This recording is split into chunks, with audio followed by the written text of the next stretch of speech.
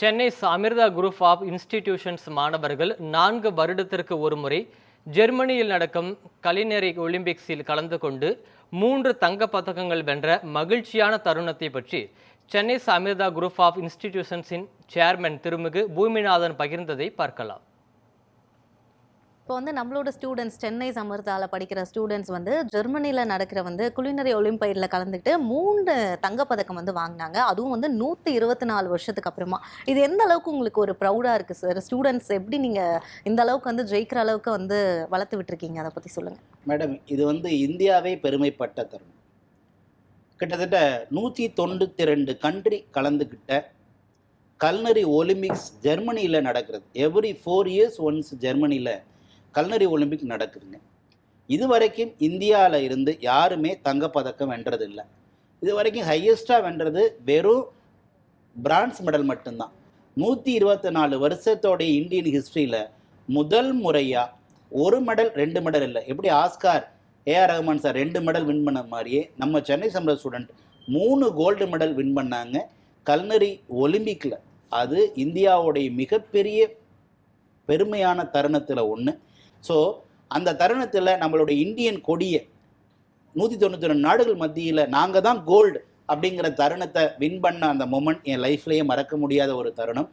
அடுத்து அதை பாராட்டி நம்மளுடைய மதிப்புக்குரிய தமிழக முதல்வர் பாராட்டி நமக்கு கௌரவப்படுத்தினாங்க.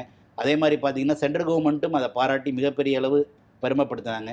பத்மஸ்ரீ செஃப் தாமு சார் அதுக்காகவே அவர் தனியாக ஒரு மிகப்பெரிய பாராட்டு விழா நடத்தினார்.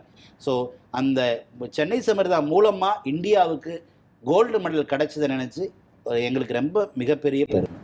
ஓகே சார், கண்டிப்பாக ஒரு 124 வருஷன்றது ஒரு லாங் கேப். அந்த கேப்க்கு அப்புறம் இந்த மாதிரி ஒரு சாதனையை பண்ணியிருக்காங்கன்ற போது ரொம்ப பெருமையாக. அதுலேயும் முக்கியமாக சென்னை சமுதாயத்தில் படித்தா எவ்வளோ குவாலிட்டி கிடைக்கும் இருக்கும் அப்படிங்கிறத, ஒரு பானைக்கு ஒரு சோறு தானே பதம். இந்த ஸ்டூடெண்ட் சொல்லிட்டாங்க உலகத்துக்கு, நாங்கள் தான் வின்னர், நாங்கள் தான் கோல்டு மெடல் அப்படின்போது அது உண்மையிலேயே எனக்கு ரொம்ப ரொம்ப பெருமையான தருணங்களில் ஒன்று.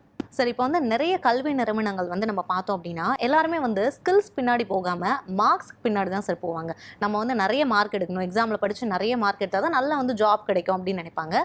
ஸோ நம்மளோட சென்னை அமிர்தா கம்மியான மார்க் எடுத்தால் கூட அவங்களுக்கு எப்படி அவங்களோட ஸ்கில்லை பார்த்து வேலை வாய்ப்பை உருவாக்கி தரீங்க? ஒரு காலத்தில் மார்க்கை நோக்கி ஓடின ஒரு காலகட்டம் இருந்ததுங்க. இன்னைக்கு மக்கள்கிட்ட ஒரு பெரிய அவேர்னஸ் வந்துருச்சு.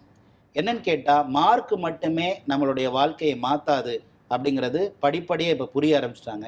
இன்றைக்கி உலகமே ஸ்கில் இண்டஸ்ட்ரியை நோக்கி படியெடுத்து வைக்கிறாங்க. ஏன்னா காரணம்னா படிக்கிறதே எதுக்குங்க? வேலைக்காக தானே. ஸோ இன்னைக்கு உலகம் என்ன மாறிடுச்சுன்னா வேலையை நோக்கி மாறிடுச்சு.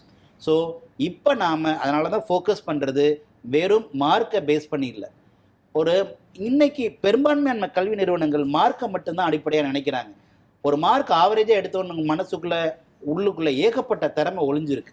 அந்த திறமையை கண்டுபிடிச்சி வெளியில் கொண்டு வர்றதான் சென்னை அமிர்தா. ஆனால் நாங்கள் மார்க்குக்கு முன்னுரிமை தரமாட்டோம்.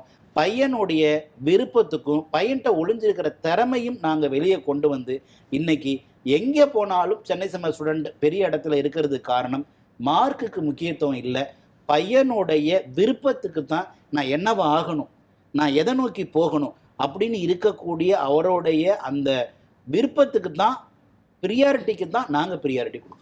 ஓகே சார், கண்டிப்பாக. இப்போ அடுத்ததான் நம்ம பார்த்தோன்னா இப்போல்லாம் அட்மிஷன் எப்படி இருக்குன்னா ஒரு டொனேஷன் பேஸ்டு அட்மிஷன்ஸ் தான் நம்ம பார்க்குறோம். எங்கே போனாலும் எந்த காலேஜ் போனாலும் டொனேஷன் வாங்குறாங்க, இதுதான் நடக்குது. பட் நம்மளோட சென்னை அமிர்தா இன்ஸ்டியூஷனில் டொனேஷனே வாங்காமல் அதுவும் கம்மியான ஒரு ஃபீஸ் ஸ்ட்ரக்சரையும் ரொம்ப டிரான்ஸ்பரண்ட்டாக நீங்கள் வச்சுருக்கீங்க. இது எப்படி சார் பாசிபிள் ஆகுது? ஆக்சுவலாக நான் கிராமத்துலேருந்து வந்தேன், ரொம்ப ஏழ்மையான குடும்பம். நான் இது வரைக்கும் கோட் ஷூட் போட்டவங்களாம் நான் அண்ணாந்து பார்த்துருக்கேன். ஸோ நான் அந்த மாதிரி ஒரு கிராமத்துலேருந்து வந்ததுனால கோட் ஷூட் போட்டவங்களையும் ஃப்ளைட்டு விமானத்தையும் அண்ணாந்து பார்த்த என்ன மாதிரி கோடிக்கணக்கான பேர் இருக்காங்க. ஸோ அந்த ஏக்கம் ஒரு மிகப்பெரிய ஏக்கம் எனக்கு இருந்த மாதிரி மற்றவங்க இருக்கக்கூடாதுங்கிறனால தான் நம்ம ஸ்டூடெண்ட்டுக்கு நாம் என்ன பண்ணுறோன்னா உள்ளே வரும்போதே கோட் ஷூட்டில் நாங்கள் அழகு பார்க்குறோம். அடுத்து என்ன பண்ணுறோன்னா டொனேஷன் யாரால் கொடுக்க முடியும்? நல்ல பணம் வச்சுருக்கனால கொடுக்க முடியும். இன்னைக்கு இந்தியாவில் பெரும்பான்மையான பேர் மிடில் கிளாஸ். அவங்களுக்கு டொனேஷன் கொடுத்து தான் ஒரு படிப்பு கிடைக்கணும்னா அது எட்டாக்கணி. ஸோ அதனால தான் இது வரைக்குமே சென்னை அமிர்தா டொனேஷன் அப்படிங்கிறது யார்ட்டையும் வாங்கினதே இல்லை. ஸோ எதுக்கான்னு கேட்டால் பணத்தால் ஒருத்தருக்கு பாதிப்பு வரக்கூடாது அப்படிங்கிறதுனால பணம் ஒரு பெரிய பொருட்டாக இருக்கக்கூடாதுனால சென்னை சம்பிரதாயம் தான் ஃபீஸ் ஸ்ட்ரக்சரும் ரொம்ப கம்மி. ஓகே சார், கண்டிப்பாக. இப்போ வந்து கிராமப்புறங்கள்லேருந்து வர மாணவர்களாக இருந்தாலும் சரி, எங்கேருந்து வந்தாலும் சரி, அவங்களுக்கு வந்து ஒரு கம்மியான ஃபீஸ் ஸ்ட்ரக்சரில் ஒரு நல்ல ஒரு எஜுகேஷனை கொடுத்து நல்ல ஒரு ஜாப் ஆப்பர்ச்சுனிட்டியும் கொடுத்துட்ருக்கீங்க. நிகழ்ச்சியில் பங்கெடுத்து கொண்டதுக்கு ரொம்ப ரொம்ப நன்றி சார். நன்றி.